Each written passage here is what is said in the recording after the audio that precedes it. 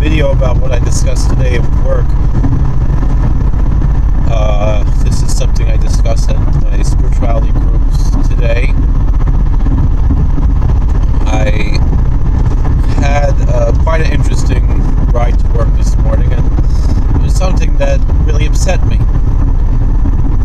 The thing that upset me was that I was driving in the Palisades, and there were people, I can't believe it, and it's rush hour, it's 9 o'clock in the morning, and there were people eating cars on the Palisades. Now, at least they had the common sense to have someone ride behind them with the hazard lights on, driving slow to protect them, but it's so inconsiderate and I was very angry at the time. Now, I kind of forgot about it, and I'm only mentioning it because of the gift of forgetfulness. Because this is what I discussed at work today. There's a mashal from the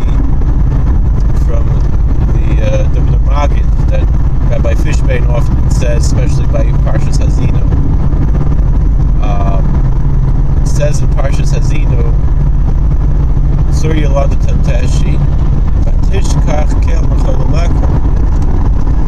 Now, I looked at different translations, because I was teaching this to my patients,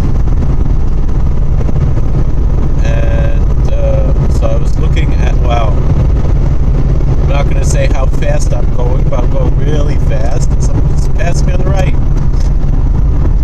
That's America. Well, at least I can follow him, try to get to Minion. So, anyway,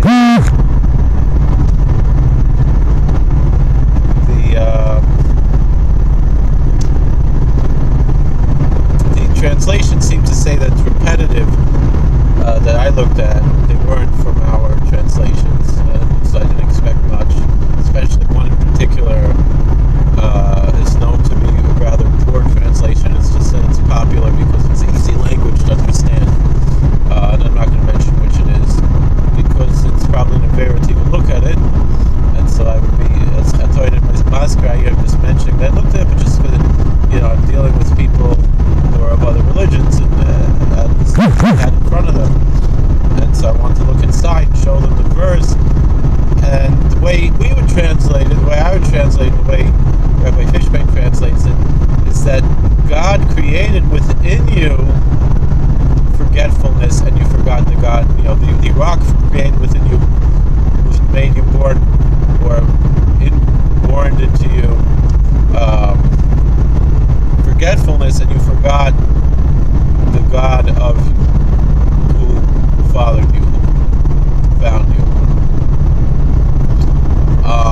Which is different than saying that you forgot the rock who found you, and you forgot the rock who found you, the God who found you. That's just repetitive. There's no point here. There's two different lessons, and that's, in general in Tanakh, the Jewish approach, that each lesson is a separate lesson. It's not repetitive. It's not repetitive just for the sake of being poetic.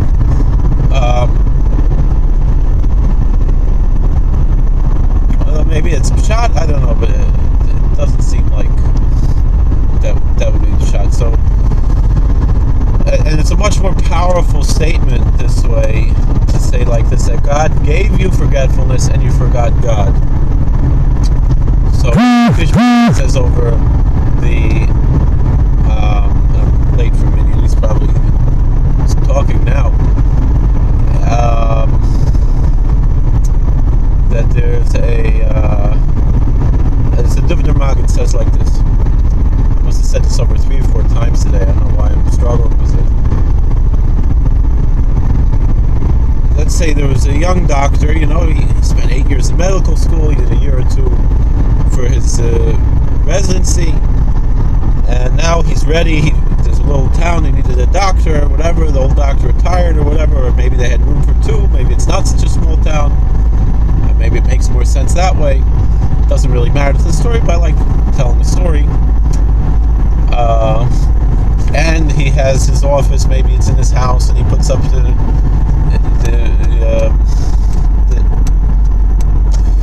what's that called? I used the word 10 times today, and now I can remember. The shingle out there. That's what they call it. With its name, MD, and the general practitioner, and he's ready to serve the community. He hires a receptionist, and he's sitting there waiting for clients, and nobody comes. So then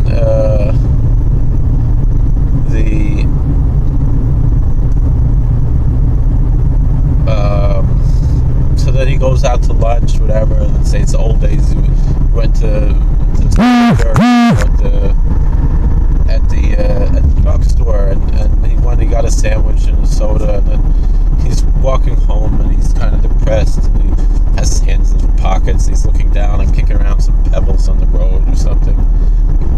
A wise old gentleman comes to him, and he says, "Oh, what's up, Doc? You know, why the long face? What's going on?" He said, "Well, you know, here I am. I'm trying to start my medical practice, and I don't have any patients, and I don't know what to do." So the wise older gentleman said, "You know what? It looks like you have have time on your hands. You know, business breeds business. If you would go and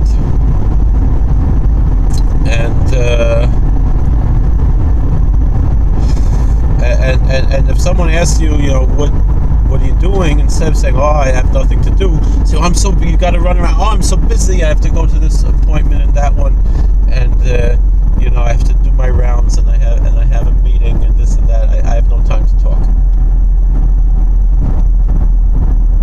So he said, "Oh," and then people will see you're busy, and then they'll want to make an appointment with you. They'll call the receptionist, and the receptionist says, "Oh, all right, we'll try to fit you in, you know, and then you'll be successful."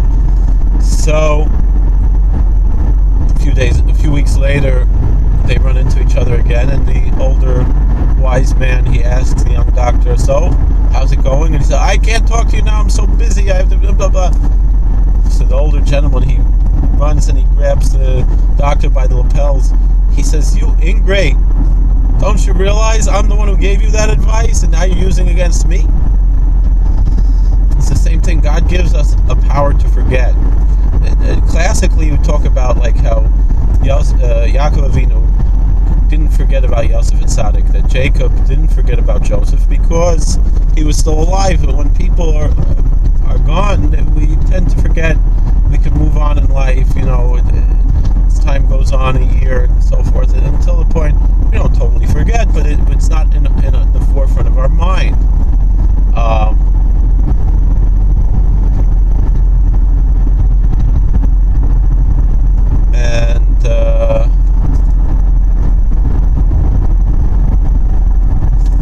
You know, so then, you know, that's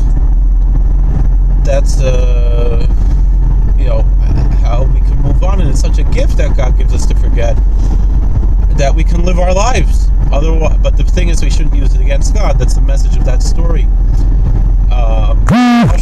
Parable. I'm sorry for the text messages. But there's so many other examples of forgetfulness. I mean, this week I was struggling, waiting for paychecks. I'm working now more than I have in over 8 years. You know, finally, you know, I can. You know, I'm close to working full time. I mean, with my travels, it's definitely full time. You know, I'm working 35 hours, and then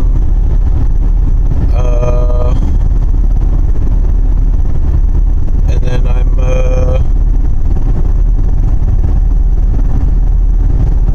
what do you call it? That I'm driving 2-3 hours a day. I'm saying 3-4 hours a day. So between 15 to 20 hours a week just driving. So you know, plus whatever weddings or whatever. Well, I'm not doing as many weddings as I used to. So, but this week, you know, all my paychecks were late. So waiting.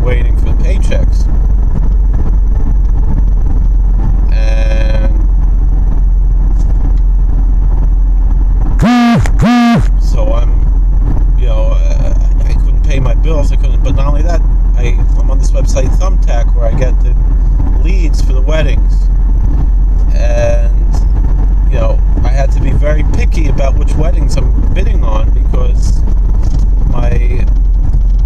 I didn't have much money to, it costs money. It costs $5, $6, $7, $8, $9, $10, whatever for each lead. Depends on the lead. So I didn't have the money, and usually I try to, it's cheaper if you buy like $30 at a time.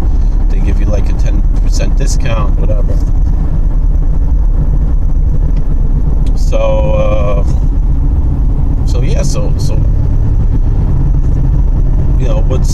What's going to happen?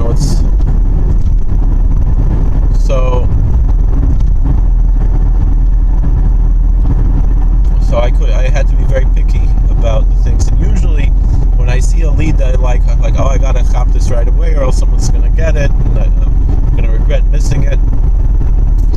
And now I'm like, you know what?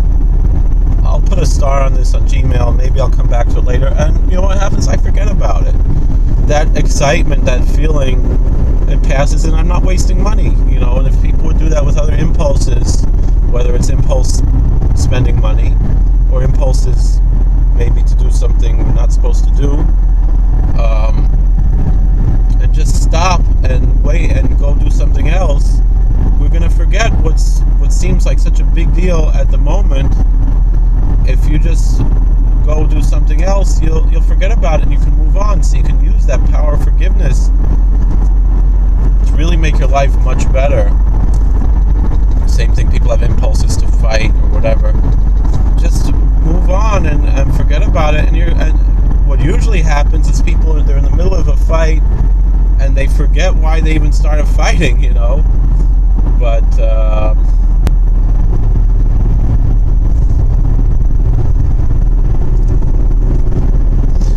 and then by the end of the fight, they were like, they forgot why they started fighting, So you might as well just not fight to begin with, and you'll also forget why you wanted to fight, So that's the spirituality group lesson that I had to share today at work, and so now I'm sharing with you all, whatever, 3-4 people who are watching this, and maybe if I'm lucky, a couple million people, I don't know.